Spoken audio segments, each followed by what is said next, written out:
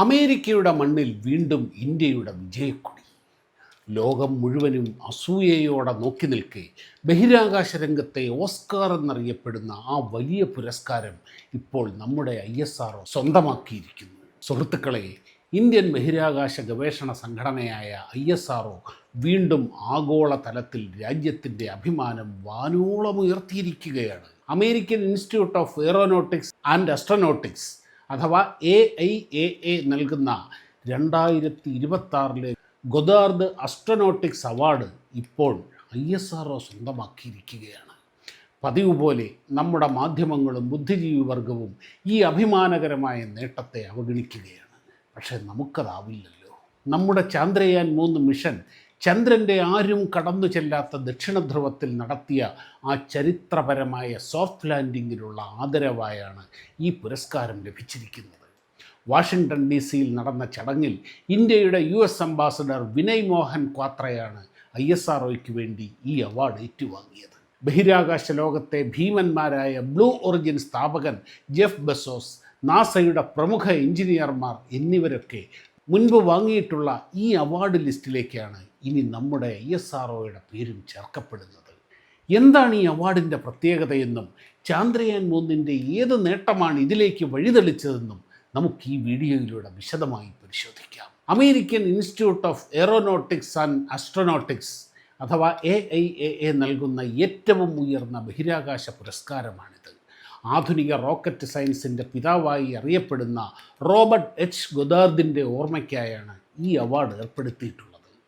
ബഹിരാകാശ ശാസ്ത്രത്തിലും പര്യവേക്ഷണത്തിലും ലോകത്തെ മാറ്റിമറിക്കുന്ന തരത്തിലുള്ള നേട്ടങ്ങൾ കൈവരിക്കുന്ന വ്യക്തികൾക്കോ സംഘടനകൾക്കോ മാത്രമേ ഇത് ലഭിക്കാറുള്ളൂ.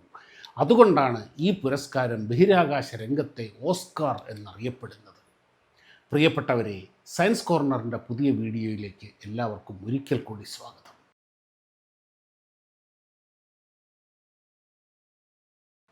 വീഡിയോ ഇഷ്ടമായാൽ ലൈക്ക് ചെയ്ത് പിന്തുണയ്ക്കണം. താല്പര്യമുള്ളവരിലേക്ക് ഷെയർ ചെയ്ത് കൊടുക്കണം. ചാനൽ സബ്സ്ക്രൈബ് ചെയ്യണം. നിങ്ങളുടെ അഭിപ്രായങ്ങൾ കമൻറ്റിൽ രേഖപ്പെടുത്തണം. എന്തുകൊണ്ടാണ് ഈ വർഷം ഈ പുരസ്കാരം നമ്മുടെ ISROയെ തേടിയെത്തിയത്? ഉത്തരം ലളിതമാണ്. ചന്ദ്രയാൻ 3.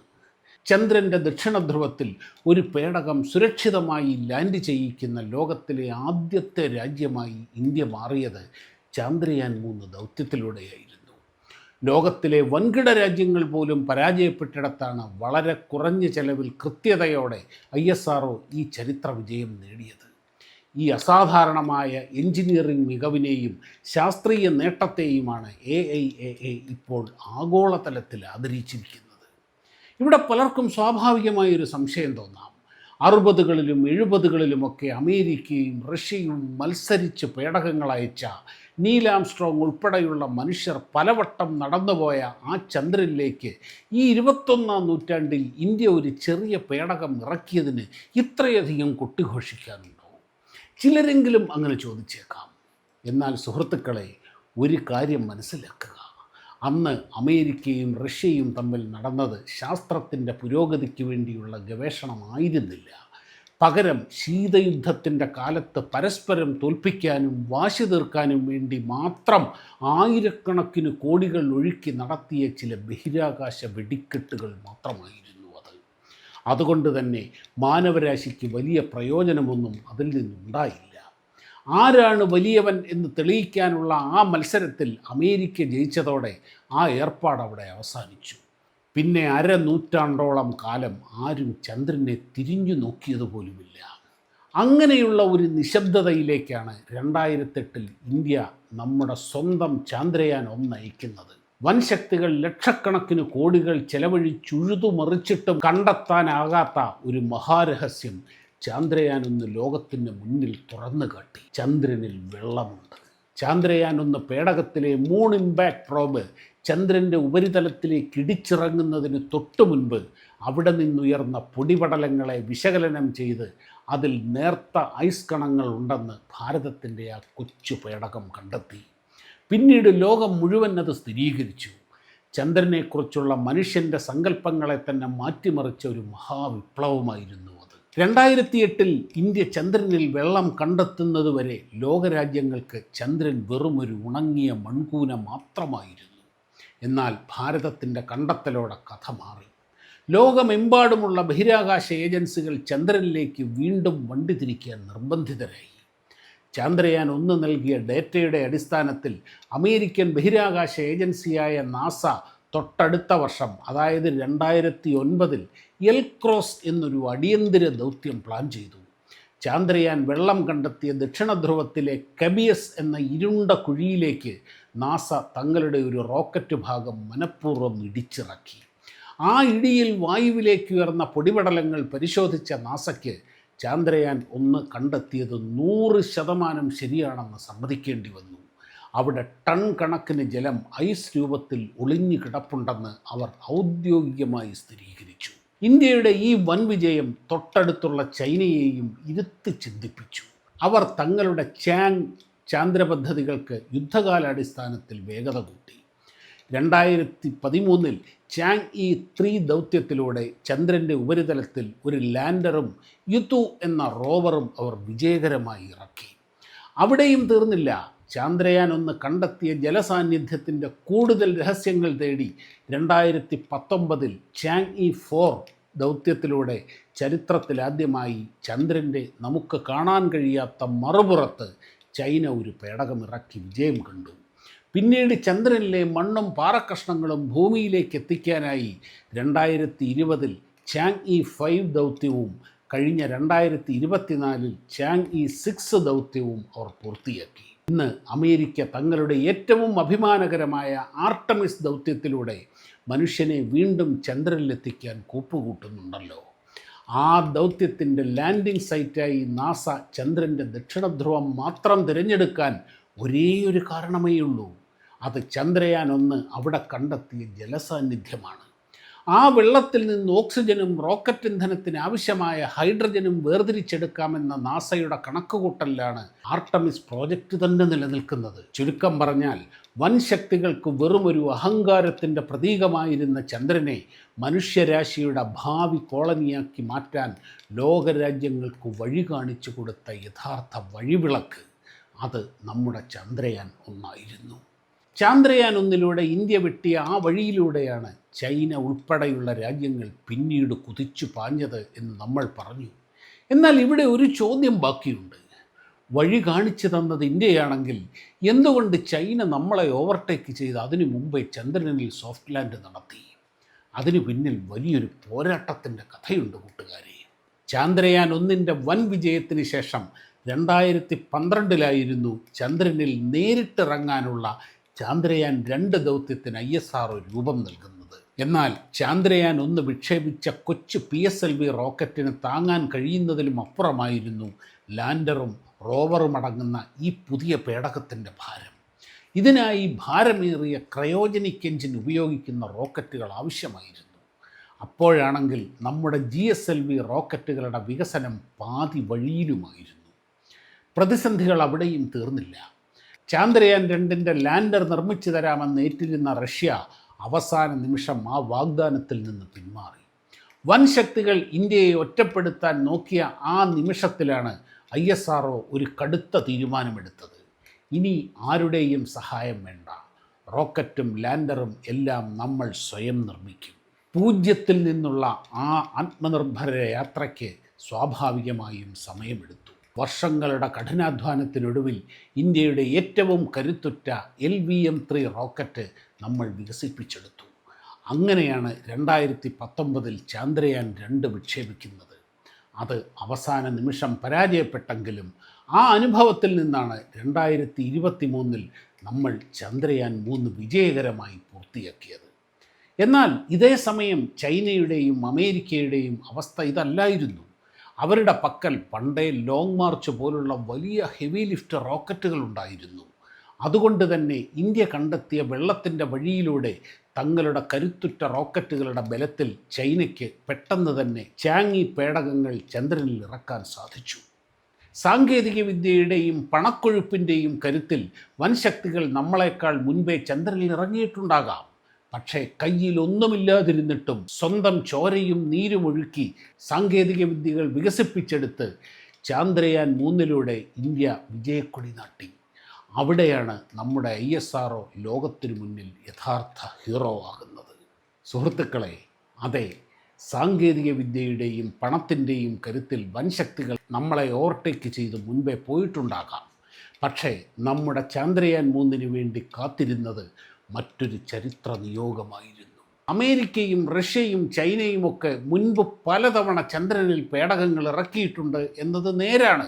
പക്ഷേ അവരെല്ലാം തിരഞ്ഞെടുത്തത് ഒരേ ഒരു സുരക്ഷിത മേഖലയായിരുന്നു. ചന്ദ്രൻ്റെ മധ്യരേഖയോട് ചേർന്നുള്ള വെളിച്ചമുള്ള നിരപ്പായ പ്രദേശങ്ങൾ.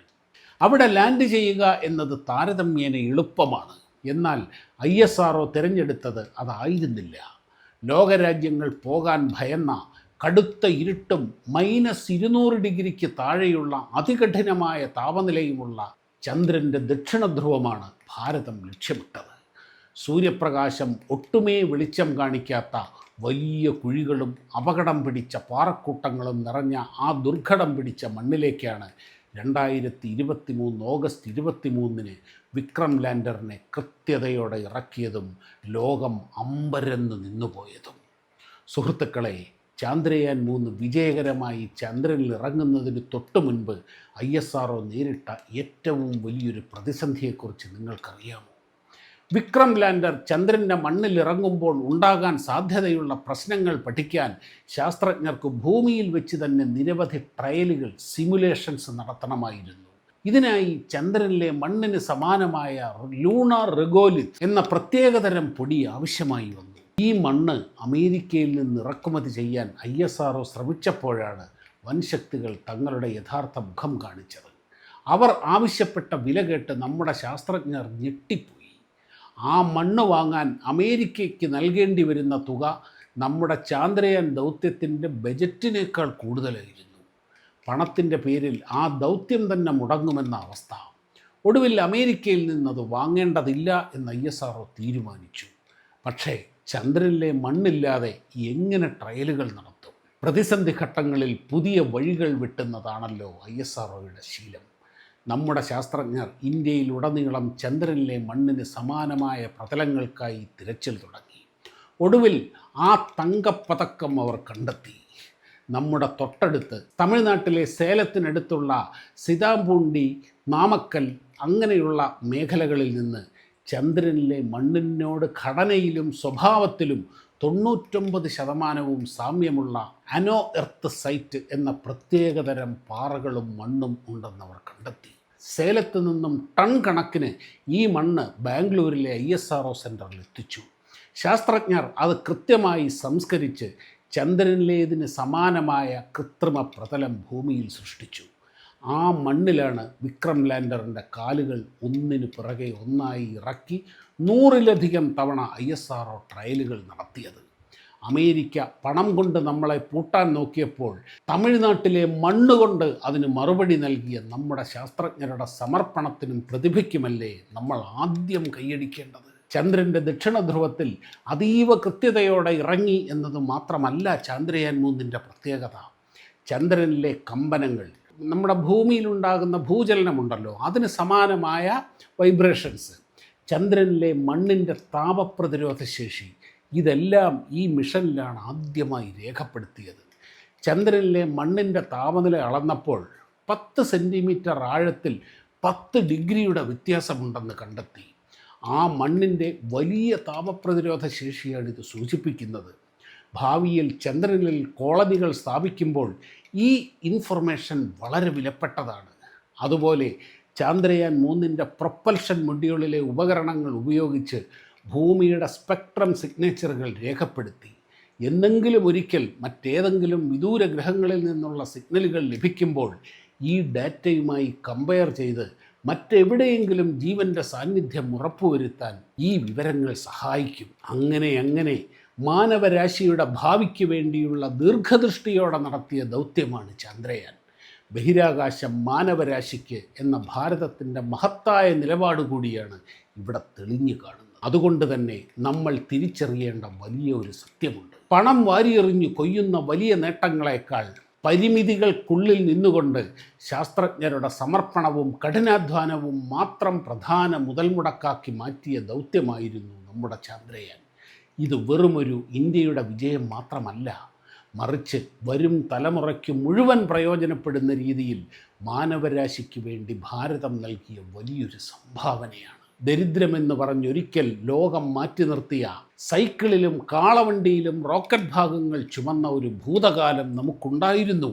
അവിടെ നിന്നാണ് ഇന്ന് ലോകത്തിലെ ഏറ്റവും വലിയ ബഹിരാകാശ അവാർഡായ ഗൊദാർഡ് അസ്ട്രോനോട്ടിക്സ് അവാർഡ് കൈകളിലേന്തി ഇന്ത്യ അഭിമാനത്തോടെ നിൽക്കുന്നത്. പണക്കൊഴുപ്പിൻ്റെ കരുത്തിലല്ല, മറിച്ച് മനുഷ്യ വിഭവശേഷിയുടെയും നിശ്ചയദാർഢ്യത്തിൻ്റെയും ബലത്തിലാണ് ഈ പുരസ്കാരം ISRO സ്വന്തമാക്കിയത്.